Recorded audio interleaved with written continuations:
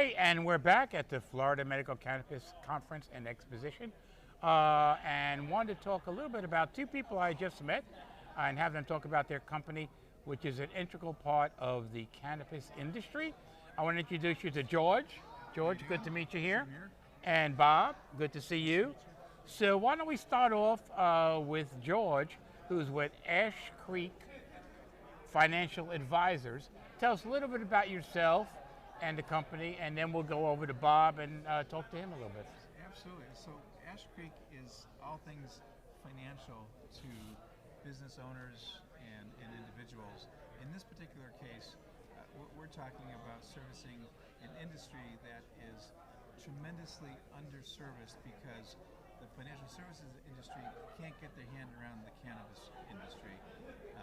And so there's a tremendous, I believe, a tremendous need for what we do, but as with many other vendors to the industry, no one's willing to stick their neck out and service it. And that's where actually both Bob and I come in and serve different aspects of the whole insurance umbrella for this industry.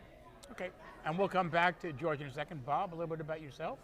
All right, Bob Grant here with NFP, which is nice, friendly people. I like it. And I've been in the insurance brokerage business for 39 years.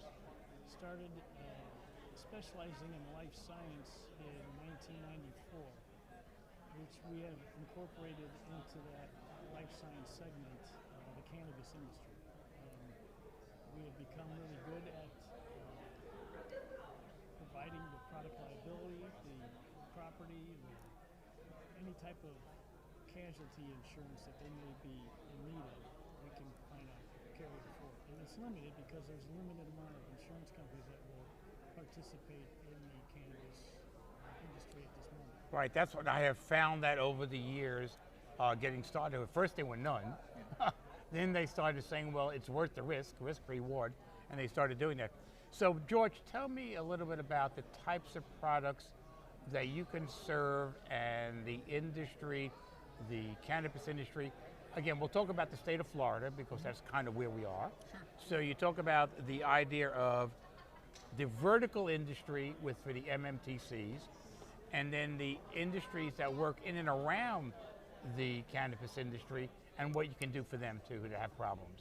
Well, of course, so my specialty is life insurance related products. Perfect. To fill specific needs, and also some, like key man type insurance and companies, correct? Yeah, it's a two-pronged approach. It's that, and then it's alternate asset opportunities Sure. for accumulating profits. But just on the life insurance side, you know, those contiguous industries, they usually have no problem because they don't deal with cannabis directly, so they can go down the regular tracks for whatever their business is. Are you finding that with a lot of companies that are willing to insure, like CEOs and COOs, as long the as leadership? they're not directly involved in the cannabis industry, but the cannabis industry has a real challenge. Right. And anyone where the company income is derived from CBD, cannabis, insurance companies don't want to touch those because of money laundering issues, because it's not an interstate product yet. It's just state by state. That's the challenge. And so you can't get key man insurance to fund buy-sell agreements. You can't protect key employees. You can't create incentive plans for, you know, the magical grower. And you know, apparently they're in high demand right now, so they'll jump ship for another $100,000. Absolutely, that's exactly right. So we got to figure out ways to keep those employees and tie them to the company, and those are solutions that are now available to the cannabis industry, especially the CBD industry, as opposed to the cannabis in general. But there are a limited amount of companies. In other words, when you go for that, very limited. You don't have the plethora of companies that are out there for the regular business, so you're limited on what you can get based on the companies willing to take the risk. You know the problem well, and in fact, most advisors and insurance agents don't even touch it because they want the low-hanging fruit. It's just too complicated. They don't want to spend the time, so their pat answer is, no, I can't help you. Over the years, I've talked to some people who provide that product, and they say, no, we can't touch it. Right. We don't want to touch it. Then you get a couple, well, we may find a company here and there, but we're not sure. So to have those people understanding what they need to be able to serve that is really a good thing, and dealing with somebody who understands the industry is important. Yeah, here's just I might take one moment. Here's a real niche. Oftentimes, and everyone needs money. A growing company needs lots of money. Absolutely. They have money. They want to preserve their profits and use other people's money to grow. But when they get that loan, the lending agent wants multiple sources of repayment. And oftentimes they want to be named additional insured in a life insurance policy should something happen to that borrower. Sure. And oftentimes that's a last minute thing. It comes up, hey, you're approved. What about your life insurance? Oh gosh, now you got to go through a 4 to 8 week process of getting approved. But if you're in the cannabis industry, you can't get approved at all. So the loan dies, right?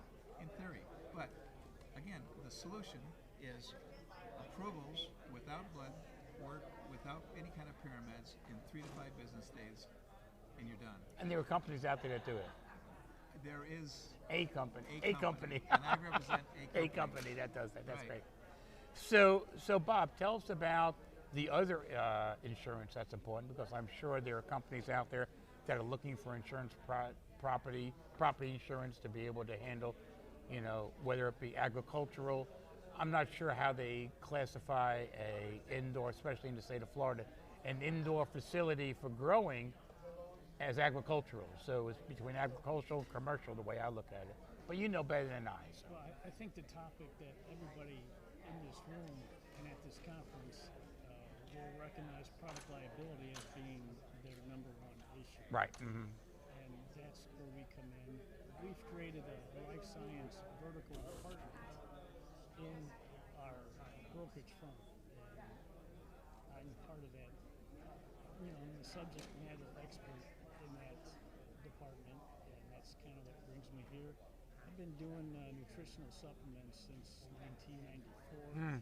My nutritional supplement clients have branched out and created a CBD line or hemp line. And so I'm well versed in knowing how to deal with the product liability exposure. We have several companies that will play in that. So that's what I'm bringing to the table. The other part of it is the property itself. There are standard carriers that won't insure even your contents, let alone doing something else in regards to property. So we do have carriers that, in that case, there's probably one or two that can put together a property and liability package policy for this industry. So would you say that a CBD company, okay, that isn't necessarily growing their own, okay, but they're buying product, as far as product liability situation, how would you be able to help a company like that looking for insurance? Because obviously all businesses need insurance. And as soon as you mention hemp or CBD, the companies go, no, not me. So how would you handle something like that? With the product liability, we have our set of carriers. We know who they are, and we send out, they fill out an application, we send it, and we get several quotes. And we can discuss, negotiate with them, and bring in the best value to the client. So as many people may think in this business, getting into it, dealing with your regular insurance company is going to be a challenge, if not impossible, to deal with, to find the products and the services you need. You need to go to experts like yourselves to be able to get insurance company, CBD companies, hemp farmers, MMTCs. Now, what about extending that to the people who don't, physicians, for instance, okay, who don't touch the plan, but have a physician practice, but also sell CBD? Okay, how does that work within your world? Yes, I do several, let's call them doctors, whether they're naturopath or otherwise, that have their own line of CBD. Right. It fits right into the product liability that we have set with the carriers. So they are able to, if I get something like a white label under my name, you're able to get insurance Yes, to cover you on product liability. I would cover your company that's white labeling, product for yourself. Right. Mm-hmm. And you become the insured. Nice. I didn't realize that process existed like that. There was an interesting situation that came up earlier when I was consulting with somebody here. There's a formulator, and the question of liability came up for the formulator. He licenses everything, and the formulator said, I don't need insurance because the people I'm licensing it to have the insurance. And Bob very quickly pointed out, made the gentleman think, you need to be added as additional insured because you could be named in a liability case. Right. And that was a whole wake-up call. And that happens in more than one situation in that where you think you're once removed and bam, you're really not because in a lawsuit they're going to name everybody. Well, what's interesting is when you see the white labeling brand, you say me, Dr. Jones CBD. But ultimately on the back, it kind of tells you who actually manufactured that. Mm-hmm. So the person getting the liability would be, say, Dr. Jones, but the person who's giving that to them needs to be listed as an additional insured on the policy because they have as much liability relating to it, I would assume. And that is incorrect. Okay, well that's good. I got it. So the thing is, if you're talking about insurance, don't talk to me, talk to Bob. I'm giving you advice that I'm just off the cuff. But Bob, you're the expert. All right. So awesome. I'm gonna give you the scenario that would happen. Your white label product, which is manufactured by XYZ Correct. company, you guys are sued. Somebody is alleging that they were harmed by your product, and you're named in it, and so is the manufacturer. Right. So what happens is both insurance companies, during their due diligence, will figure out was the product manufactured to specs. And if it was, and there's nothing wrong with the manufacturing piece, your insurance is going to pick up the tab because the manufacturer did what he's supposed to do. I got you. But it could be, so I could be liable if I sold, say, a product that was beyond expiration or something like, well, what happens if you sold a product beyond expiration without knowing it? That never happens.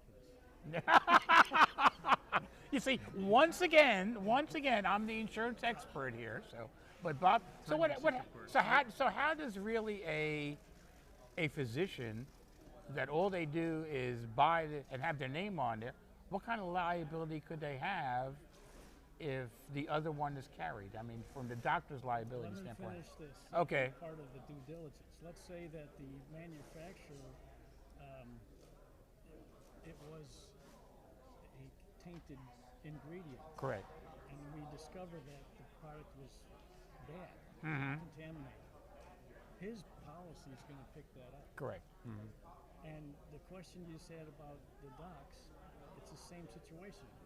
The doc's a white label. He's got the manufacturer. The doc has his own insurance. The white label or the manufacturer has their own insurance, and that's going to play out in any claim because a good attorney names everybody. Absolutely. Anybody who is even close to the product. Right. Yeah. So, go ahead. Well, and that's why both participants or both companies need their own insurance. So the manufacturer would obviously need insurance, but I guess sometimes the doctor thinks he really doesn't because he doesn't think it's really his product, but ultimately with his name on it, it is his product. It's incorrect thinking. Right.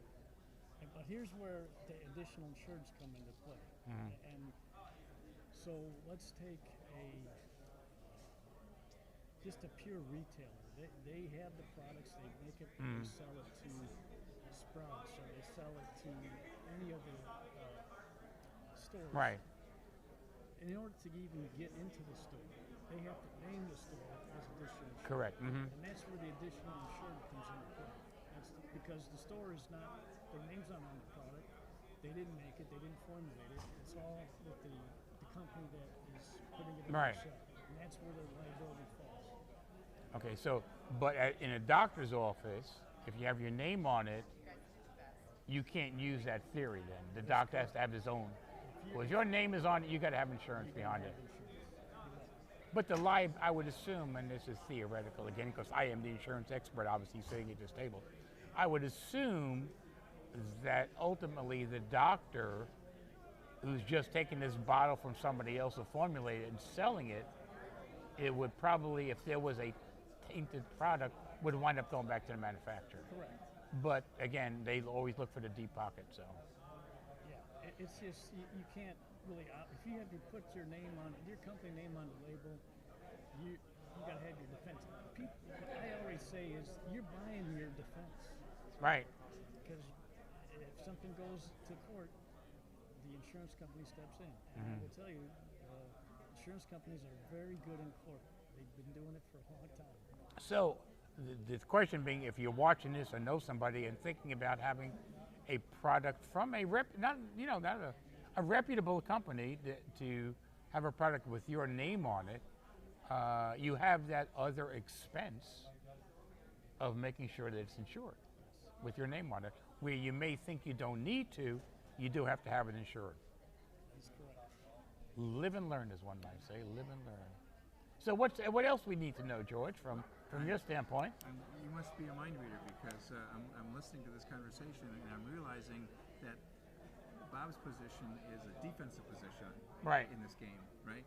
And the other aspect of what I do is more of an offensive position with regard to where do I put my liquid assets Absolutely. once I've made them in an industry that doesn't like my assets because we're not interstate yet. Correct. We're state by state. And so there's a category of alternate asset classes for business owners, whether they're engaged in the business or not. It's much friendlier to CBD businesses only, but there's now a conduit to handle these profits, and they're conservative to moderate, and there's just a whole host of benefits. There's tax advantages, there's non-monetary benefits to it, and to go into it, I need a spreadsheet, but Right. but I just know that these products can be designed for any contribution level, whether it's 500 hours a month, $5,000 a month, or a lump sum, $500,000 investment kind of deal. Those are all options and are available, but the industry just doesn't know about it yet. So let's talk about the doctor that's out there, and that's kind of what I deal with. So the doctor does this, and he'll have malpractice insurance, okay, to be able to cover his malpractice. At what point does a doctor, from the malpractice standpoint, have relating to the resale of a product with his name on it? So that would be totally different than the product liability. It's two separate policies. But an attorney would probably go after everybody for malpractice anyway, so it would be interesting. So Malpractice requires hands-on. Right. So if it wouldn't go. Malpractice carrier would just drop it. There would not be. I got you. Okay. It's like I said, it's interesting because everyone believes, let's sue a doctor because he has insurance. Now, again, in the state of Florida with malpractice, you can go bare and you just post a thing. So that wouldn't affect the resale. We're talking about reseller product. That wouldn't affect that at all. Not our policy, no. So what else we got going here? Besides, That's so not enough. let me give you some expert advice on everything else now that I'm here. But so George, so tell us the typical client that you would look at today. If somebody's watching here and say, I may not need it, but who should I recommend calling George? Well, anybody who wants to run their cannabis business like a real business and wants the full protection for its investors. The classic, I think I mentioned this before, but maybe I didn't. The classic situation is you got a partnership. Some are silent partners, some are in the business. But if one of those partners dies, the other partner doesn't want the spouse involved. Right. They want a buyout situation. Because the money comes from the business, which is cannabis, they can't fund those buy-sell agreements. Right. So, but now they can. Now there's a solution for that. So that option, which may not be available, there are insurance companies willing to take that risk. Right, exactly. And then the other side of this is the fast-growing, accumulating profits that they don't know where to put their money. Right. We're hearing all sorts of creative stories about where that money is ending That's up. right. But especially right now when inflation is running 7, 8, 9%, they're losing 7, 8, 9% on that money every year. Absolutely. And so what do you do with that? Well, I don't have a solution for all of it, but I got a solution for a big chunk of it. And that just is a further conversation in a one-on-one Sure. situation. So Bob, who should call you? Anybody who wants to stay out of trouble, I would assume. Yes. So let's talk about the different variety of companies that exist here today. Sure. Seed to sale. We can take it from the ground to the store. Mm-hmm. And we have the means of doing that. If it's just a doc that's white labeling, we can do that. If it's any company that's just white labeling, we can do that.